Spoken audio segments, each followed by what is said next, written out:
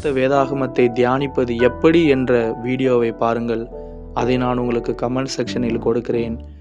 அப்படி நீங்கள் ரோமர் 8ஆம் அதிகாரத்தை வாசித்து தியானிக்கும் போது பரிசுத்த ஆவியானவர் அவருடைய வல்லமையை குறித்து அறிந்து கொள்ளலாம்.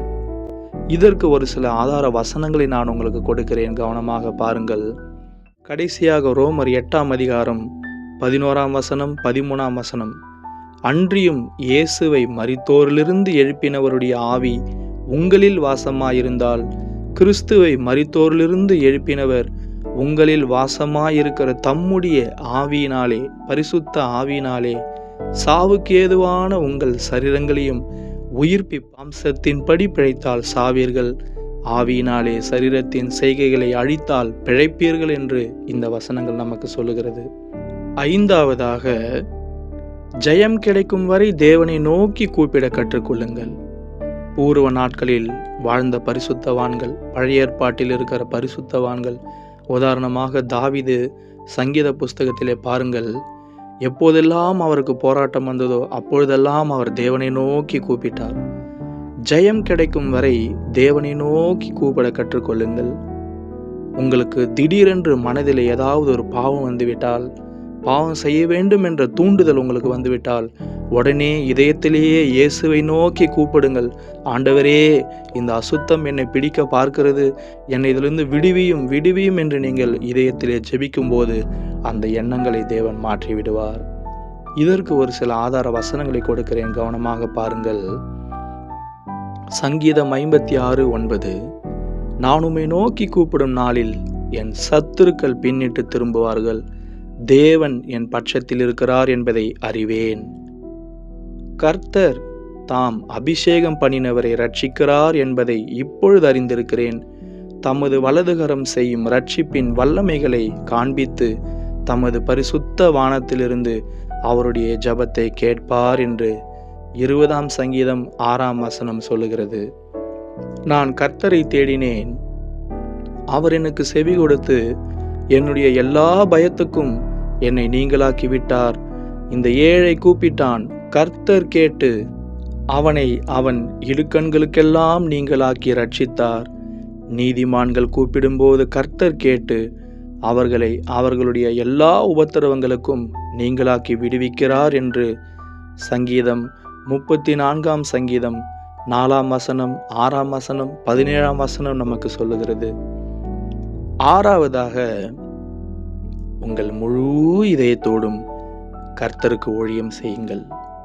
ஏன் தெரியுமா பிரியமானவர்களே, நம்முடைய சரீரம் தேவனுக்குரியதுதான்.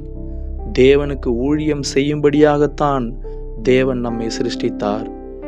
நீங்கள் ஆண்டவராகிய இயேசுவுக்கு தேவையாயிருக்கிறீர்கள். ஏனென்றால் நீங்கள் அவருடைய சரீரத்தின் ஒரு பகுதி. உங்களுடைய சபைக்கும் உங்கள் தேவ ஊழியருக்கும் உங்களுடைய ஊழியம் உதவி தேவையாக இருக்கிறது.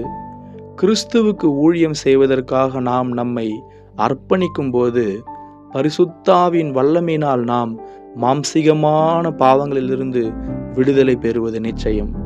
பரிசுத்த ஆவியானவர் நம்மிலுள்ள சகல மாம்சத்துக்குரிய பாவங்களிலிருந்தும் ஆசைகளிலிருந்தும் நமக்கு ஆளுகை தந்து அதிலிருந்து பூரணமான விடுதலையை கொடுப்பார்.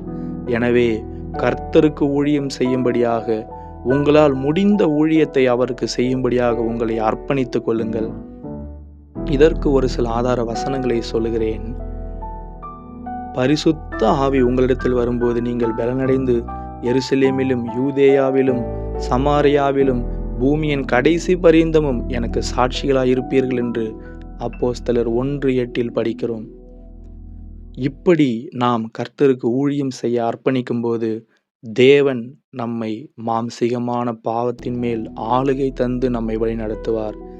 பிரியமானவர்களே, கடைசியாய் ஏழாவதாக, இந்த காரியங்களை ஒவ்வொரு நாளும் நீங்கள் உங்கள் வாழ்க்கையில் செய்ய வேண்டும். ஒருவேளை என்றாவது ஒரு நாள் தவறி நீங்கள் பாவத்தில் விழுந்துவிட்டால் மனம் தளர்ந்து போக வேண்டாம். நாம் மீகாவில் படிக்கிறோம், என் சத்துருவே எனக்கு விரோதமாக சந்தோஷப்படாதே, நான் விழுந்தாலும் எழுந்திருப்பேன் என்று. நீதிமான் 7 தரம் விழுந்தாலும் எழுந்திருப்பான் என்று வேதம் நம்மை உற்சாகப்படுத்துகிறது.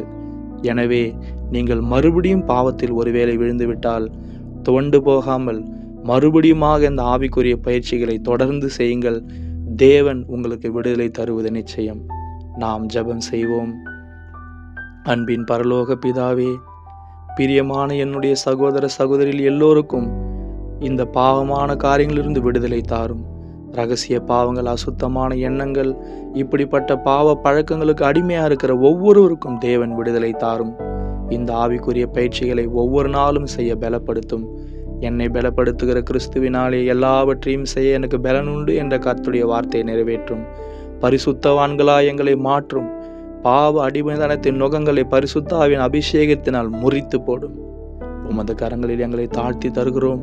உமக்கு ஊழியம் செய்கிறவர்களா எங்களை மாற்றும். அன்புள்ள ஆண்டவராகிய இயேசு கிறிஸ்துவின் இனிய நாமத்தில் எங்கள் ஜெபம் கேளும் பரலோக பிதாவே. ஆமேன், ஆமேன். பிரியமானவர்களே, கவலைப்படாதிருங்கள். கர்த்தர் உங்களுக்கு நிச்சயமாய் விடுதலை தருவார். உங்களுடைய சந்தேகங்கள், கேள்விகளை என்னோடு கமெண்ட் செக்ஷனில் பகிர்ந்து கொள்ளுங்கள். உங்களுடைய சந்தேகங்களுக்கு நான் பதில் கொடுக்கிறேன். முடிந்தால் ஒரு வீடியோவாக அதை அப்லோட் செய்கிறேன். கர்த்தர் தாமே உங்களை ஆசீர்வதிப்பாராக. ஆமேன், ஆமேன்.